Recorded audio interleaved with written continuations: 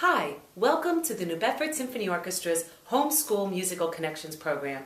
My name is Terry and I'm going to be getting you ready for the upcoming concert on Saturday, May 12th at the Zeiterion Theatre in New Bedford.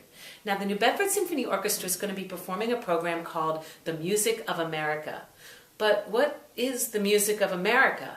While other countries may have music that goes back for centuries, what we might call the American-sounding classical music has really only been around for about 100 years.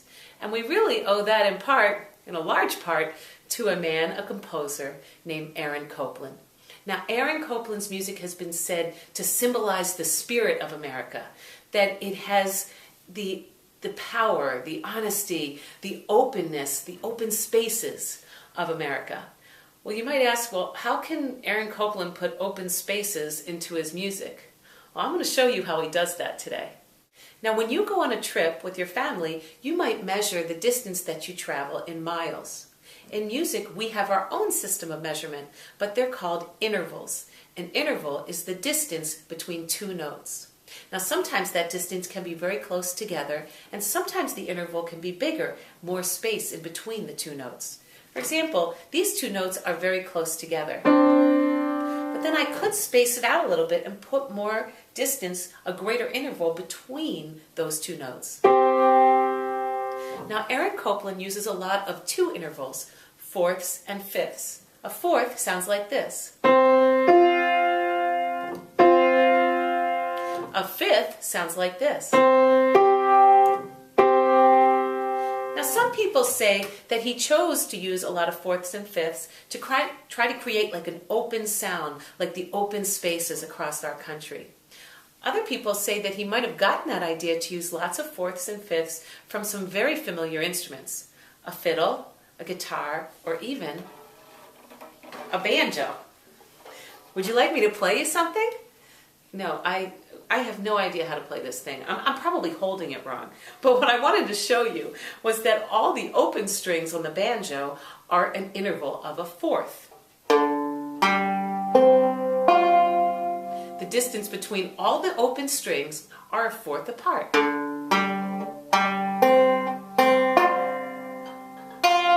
See, I told you I couldn't play this thing. Now, on Saturday, you are going to be hearing the New Bedford Symphony Orchestra perform Aaron Copland's Symphony No. 3. Now, in the last movement of his symphony, he took some music that he had composed earlier. It's a piece called Fanfare for the Common Man. He actually composed it earlier around World War II.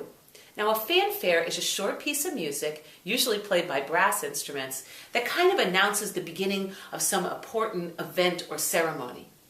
He could have written the fanfare dedicating it to some great war hero or great leader, but what he did is that he wanted to dedicate it to the soldiers, to the everyday soldier who was fighting the war.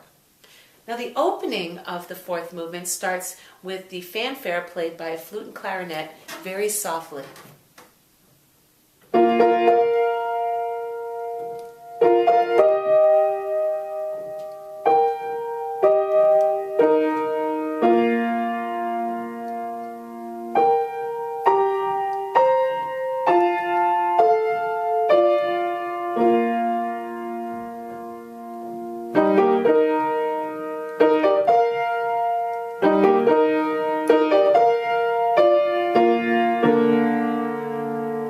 Let's take a look at just the first three notes of the fanfare. Actually, those two intervals are right there. A fourth and a fifth. Copland kind of stacks them on top of each other. Now, we also hear that idea of open spaces by the distance that he puts between the flute and the clarinet, not getting them too close together, creating more open spaces.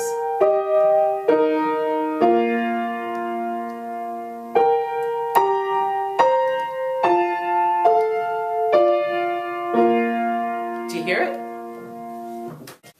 A few moments later, the brass instruments come in and they play the theme much stronger.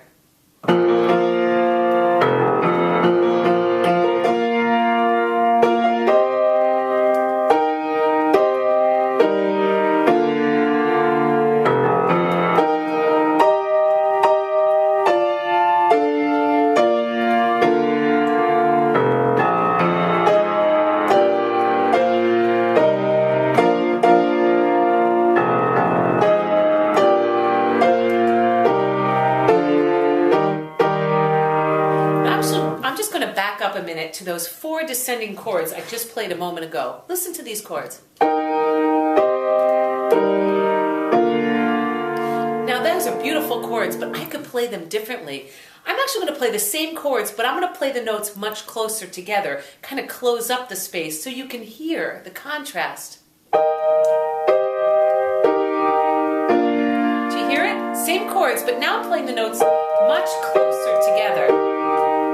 Now listen to the effect as I open them up the way that Copland wrote. Do you hear it? Do you hear how that open space is in the music?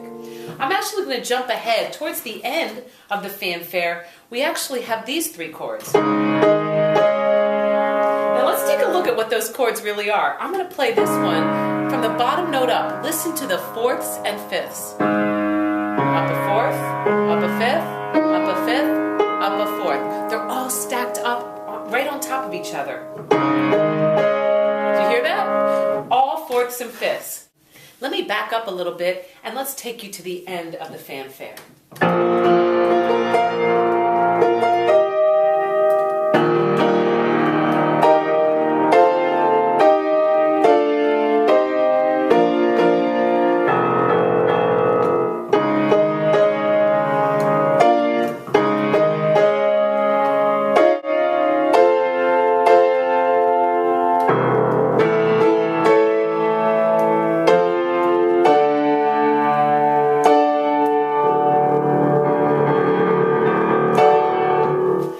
Piano cannot do it justice. You have to hear this piece played by a full orchestra.